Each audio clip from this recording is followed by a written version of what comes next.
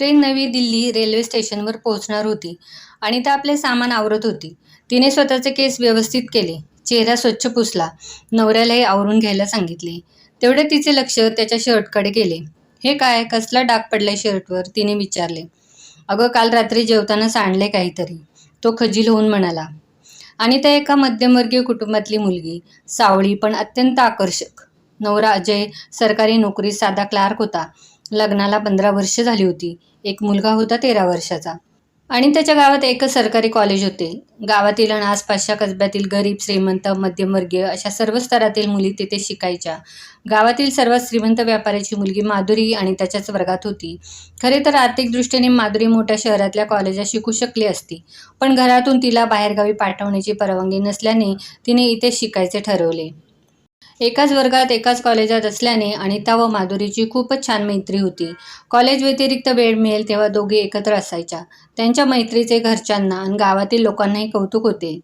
Graduate झाल्या झाल्या माधुरीला एक चांगले स्थळ सांगून आले आणि ती लग्न करून सासरी दिल्लीला निघून गेली. आणि त्याचे लग्न ठरण्यात सर्वात मोठी अडचण त्यांची आर्थिक परिस्थिती होती. सोने, हुंडा, मानपान त्यांना गरिबीमुळे शक्य नव्हते आणि पैशाशिवाय चांगले स्थळ मिळत नव्हते. शेवटी एकदाचे अनिताचेही लग्न ठरले. गावातलेच सासर मिळाले. लग्नानंतर दोघी मैत्रिणींची ताटातूट झाली. माधुरी दिल्लीला असेल एवढेच अनिताला माहीत होते, पण पत्ता वगैरे काहीच ठाऊक नव्हता. माधुरीच्या वडिलांनी इथला व्यापार व्यवसायावरून दिल्लीलाच मोठ्या प्रमाणात व्यवसाय सुरू केला होता. आता माहेरच या गावात नाही म्हटल्यावर माधुरी तरी मुद्दाम वाकडे वाट करून इकडे कशाला येणार, त्यामुळे दुरावा जास्त जाणवत होता. अनिताचा नवरा सरकारी नोकरीत होता, पण साधा कारकून होता. बेताच्या उत्पन्नात ती कसाबसा संसार रेटत होती. सकाळ व्हायची, दुपार व्हायची, रात्र व्हायची, दिवसामागून दिवस असेच कंटाळवाणे जात होते. अनिताला या नीरस आयुष्याचा कंटाळा आला होता. काहीतरी बदल, कुठला तरी प्रवास असे तिला हवे होते. अशावेळी तर तिला माधुरीची खूपच आठवण यायची. मनात यायचे, माधुरी श्रीमंती, दिल्लीसारख्या ठिकाणी किती मजेत राहत असेल. लग्नाला 14 वर्ष झाली. एवढ्या अवधीत आणि त्याला माधुरीची काहीही माहिती मिळाली नव्हती. कॉलेजमधल्यांसोबत शिकणाऱ्या मुलींपैकी कधी कोणी गावी माहेरी आल्या तर भेटायच्या. या सुमारास दिल्लीहून कुठल्या तरी कामासाठी माधुरीचे वडील आपल्या जुन्या गावी आले होते. ते आवर्जून अनिताला भेटले. त्यांनी अनिताला माधुरीचा पत्ता व फोन नंबर दिला आणि त्याला खूप आनंद झाला. आता दोघी मैत्रिणी फोनवर बोलायच्या. दोघींजवळ सांगायला इतक्या वर्षातल्या कितीतरी घडामोडी होत्या. माधुरी तिला म्हणायची, दिल्लीला ये, तुला दिल्ली दाखवेन. आणि त्याला ठाऊक होते आपला नवरा तयार होणार नाही. त्याला आपले काम बरे, आपण बरे असे वाटायचे. त्यामुळे अनिता तिच्या आमंत्रणाला प्रतिसाद देत नव्हती.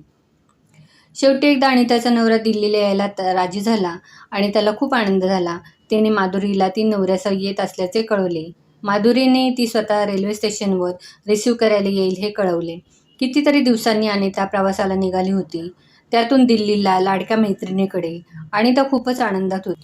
तिने ऐकले होते माधुरीच्या सासरी खूप वैभव आहे. गाडी, बंगला, नोकर चाकर, नवराही दिसायला चांगला आणि वागायला समजूतदार आहे. माधुरीचा संसार बघायची, तिला कडकडून भेटायची आणि त्याला घाई झाली होती. गाडी स्टेशनवर आली. सामानासह अनिता उतरली. माधुरी तिला घ्यायला आली होती. दोघींनी एकमेकींना पाहिले आणि त्यांचे चेहरे आनंदाने फुलले. माधुरी तर आता अधिकच सुंदर दिसत होती. तिचे वय जणू तिथेच थांबले होते. जीन्स आणि टॉप्समध्ये ती अजूनच स्मार्ट दिसत होती. कॉलेजला जाणारी मुलगीच वाटत होती. माधुरी स्वतःच कार ड्राईव्ह करत होती. दिल्लीच्या रुंद गुळगुळीत डांबरी रस्त्यावरून तिची गाडी चालली होती. अनिता तिच्या शेजारी बसली होती. अजय मागे बसला होता.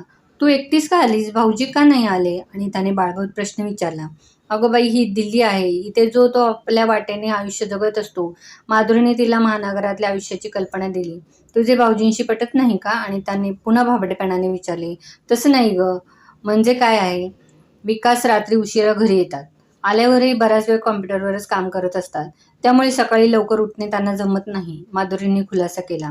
असं होय, पण हे तर अवघडच आहे ग बाई. अवघड कसले आले? आता तर हेच रुटीन आयुष्य झाले, माधुरी म्हणाली. बोलता बोलता कितीतरी अंतर कापून कार घरी पोहोचली सुद्धा. माधुरीचे घर म्हणजे राजमहालच होता. कितीतरी लक्झरीज कार्स उभ्या होत्या. घरासमोर गार्ड होते. बागेत 2-3 माळी काम करत होते. गार्डने अत्यंत शोभिवंत अन भक्कम असा लोखंडी दरवाजा म्हणजे कंपाऊंड गेट उघडले. माधुरीने गाडी सरळ आत घेतली. लगेच 2 नोकर धावत आले. हे सगळे बघून अनिताला माधुरीचा हेवा वाटला. काय थाट आहे हिचा. गाडीतले सामान काढा आणि गेस्ट हाऊसमध्ये ठेवा, माधुरीने मालकिनीच्या रुबाबात म्हटलं. मग अनिता आणि अजयकडे बघून तिने प्रेमाने म्हटले, ये अनिता, भाऊजी या ना प्लीज. अनिता आणि अजय चकित होऊन बघत होते. सगळीकडे श्रीमंती आणि उत्तम व्यवस्था जाणवत होती. अजयने कोपऱ्याने अनिताला डिवचून खुणेनेच म्हटलं, काय मस्त आहे ना. त्यांनी फक्त सिनेमात असे महाल बघितले होते. एखाद्या फिल्मच्या सेटवरच आलोय असे त्यांना वाटले. त्यांना दिलेल्या गेस्ट रूमच्या किंग साईजच्या बेडवर पडून त्यांनी थोडी विश्रांती घेतली. मग त्यांच्या स्वतःच्या घरातल्या हॉल एवढ्या मोठ्या बाथरूममध्ये स्नान उरकून घेतले. स्वच्छ शुभ्र संगमरवरी बाथरूममध्ये उत्तम प्रतीच्या पोर्सिलिनची सॅनिटरी वेअर्स होती. गरम थंड पाण्याच्या स्टीलच्या चकचकीत तोट्या, उंची साबण व शॅम्पू, पावडर, सेंट, शॉवर खाली अंघोळ केल्यावर खूपच प्रसन्न वाटले. एवढ्यात नोकराने दारावर टकटक करून सांगितले की बाईसाहेब नाश्त्यासाठी वाट बघतायत. सकाळचे 11 वाजत आलेले. ब्रेकफास्ट टेबलशी माधुरी व विकास बसले होते आणि तेव्हा अजय तिथे पोचले. आणि त्याने टेबलकडे एक नजर टाकली. अनेक पदार्थ ते मांडलेले होते. ये अनिता, या भाऊजी, हे विकास, माझे पती. माधुरीने ओळख करून दिली. विकासने अनिताकडे बघितले तर तिच्या आकर्षक चेहऱ्यावर त्याची दृष्टीच खिळून राहिली. देखण्या माधुरीपेक्षाही अनिताचे रूप त्याला अधिक आकर्षक वाटले. अजयच्या लक्षात आले, विकास टक लावून अनिताकडे बघतोय. त्याने पटकन पुढे होत हॅलो म्हणत विकासशी शेकहँड केला. मी अजय, त्याने म्हटले. हो, ही माझी मैत्रीण अनिता आणि हे माझे भाऊजी, आपण जिजू म्हणतो ना, तेच हे, माधुरी म्हणाली. नाश्ता करताना माधुरीला विकासने विचारले, आज तुमचा काय कार्यक्रम असेल? माझा सगळाच वेळ अनिता आणि जिजूबरोबर असणार आहे. जोपर्यंत हे दिल्लीत आहेत तोपर्यंत मी यांच्याच बरोबर राहीन. अनिताच्या हातावर आपला हात ठेवत माधुरी म्हणाली, ठीक आहे, यांची नीट काळजी घे, त्यांना भरपूर फिरवून आण, सगळी दिल्ली दाखव. मला आता निघायचे आहे. रात्री माझी वाट बघू नकोस. मी कदाचित घरी येईन, कदाचित बाहेरच रात्री राहावे लागेल, विकास म्हणाला. प्लीज विकास, निदान 1-2 दिवस तरी. पुढे माधुरीला बोलायचे होते, पण जरा कडक आवाजातच विकास म्हणाला, जरा समजून घेत जा, माझी महत्त्वाची डील्स एवढ्यातच व्हायची आहे. मी सध्या बिझीच असेन. ओके, माधुरीने म्हटली. ज्या पद्धतीने विकास तिला बोलला होता ते नक्कीच अपमानास्पद होते. तिने डोळ्यातले पाणी लपवत आणि त्याची नजर टाळली. आणि त्याला जाणवले की माधुरी आणि विकासचे संबंध चांगले म्हणजे निकोप नाहीत.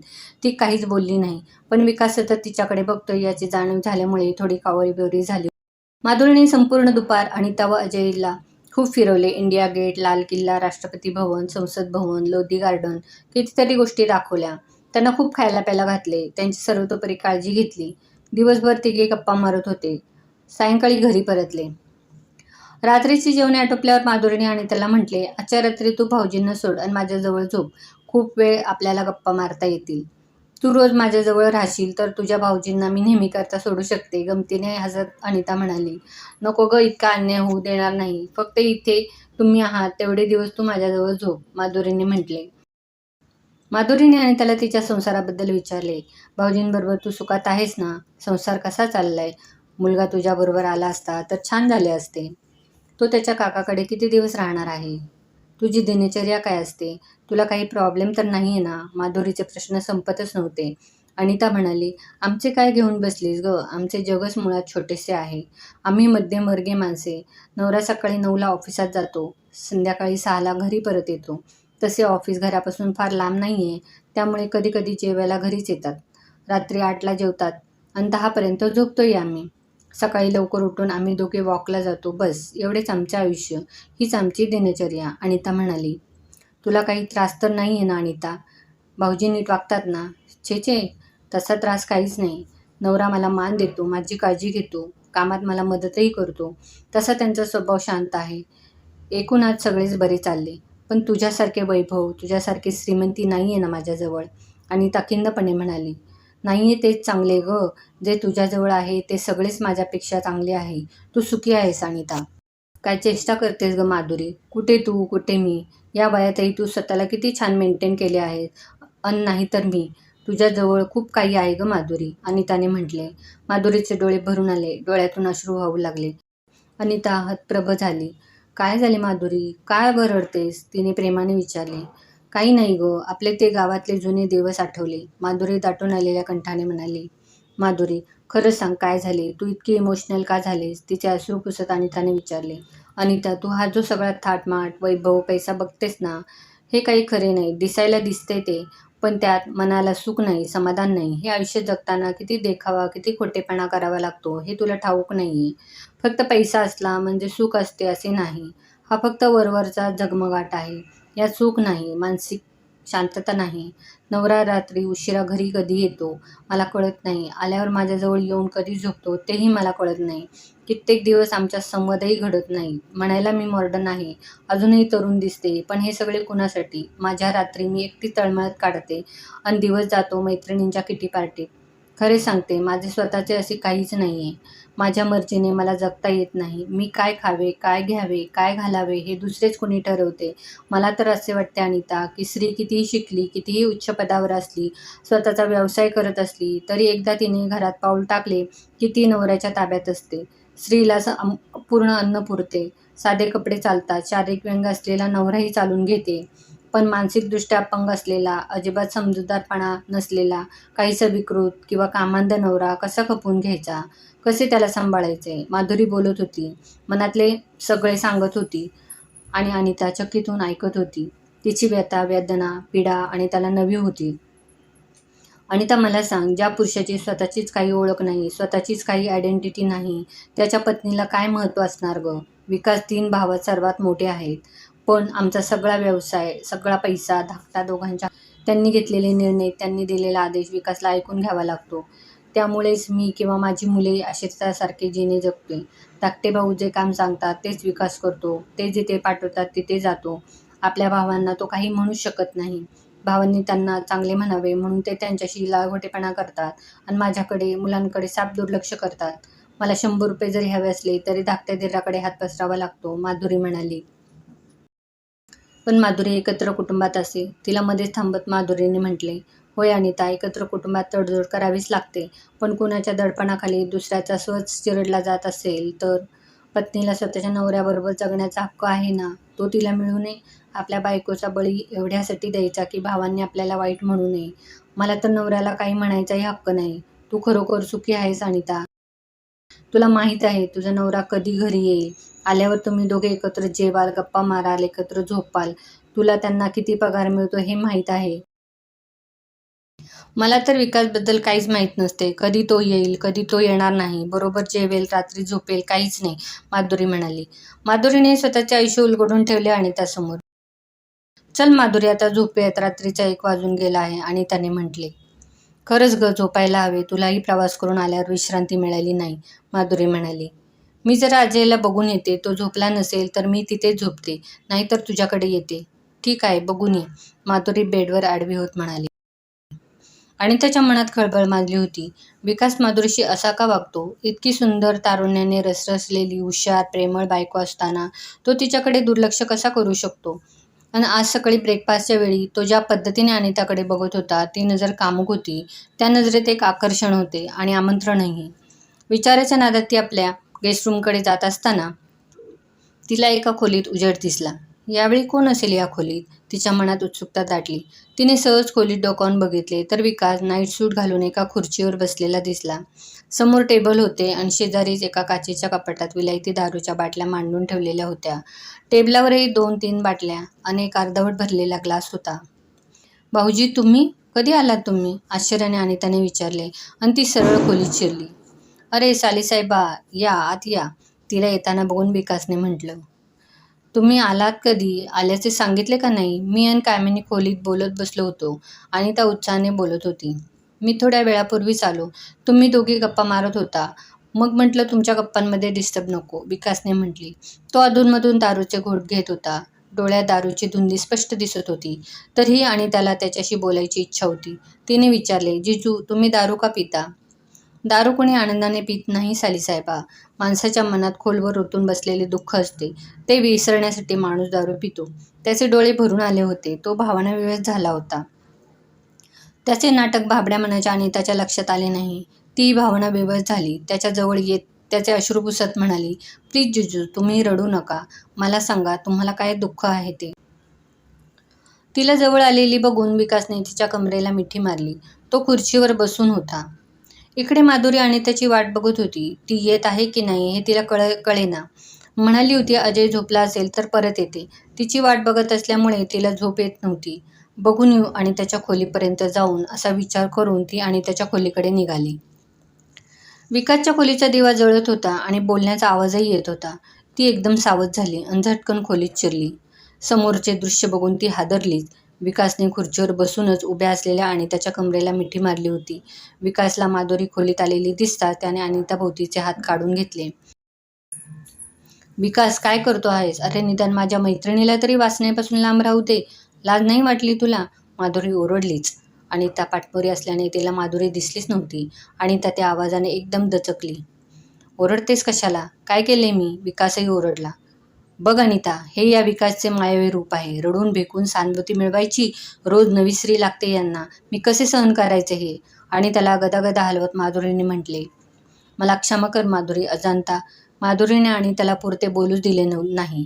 ती म्हणाली, तू ही त्यातलीच एक व्हायची होतीस, थोडक्यात बचावलीस. हा आरडाओरडा रात्रीच्या वेळी शांत वातावरणात अजयच्याही गेस्टरूमपर्यंत पोचला.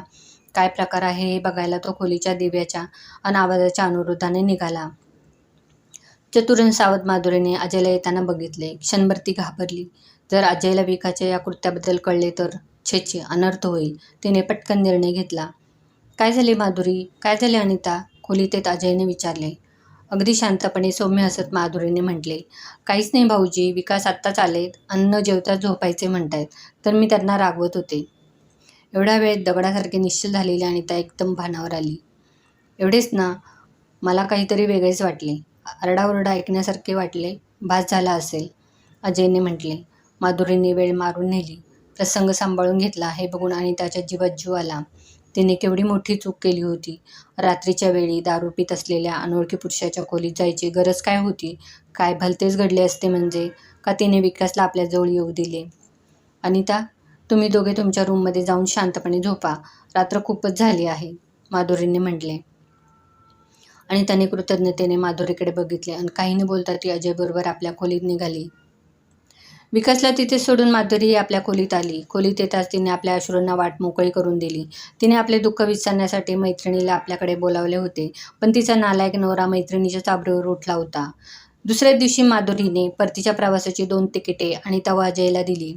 तिला व विकासला अचानक कुणा नातलगाच्या मृत्यूमुळे बाहेरगावी जावे लागणार होते. तिने अजयची पुन्हा पुन्हा क्षमा मागितली.